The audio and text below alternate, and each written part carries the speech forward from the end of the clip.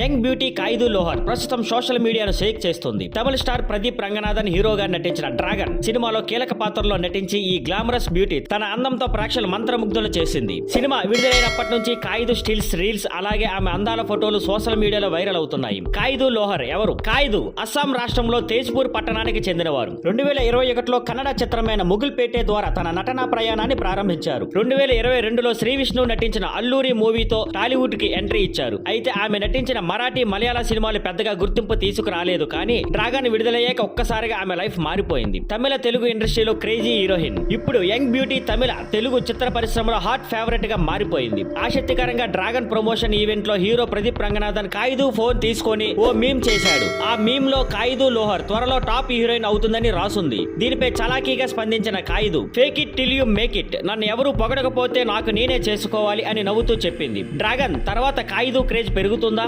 ఇప్పటికీ ఆల్రెడీ టాలీవుడ్, కోలీవుడ్ నుంచి చాలా ఆఫర్లు వస్తున్నాయని టాక్. ఖైదు లుక్, నటనతో త్వరలోనే పెద్ద హీరోయిన్ గా మారే అవకాశాలు కనిపిస్తున్నాయి. Thank you for watching. Please like, share and subscribe.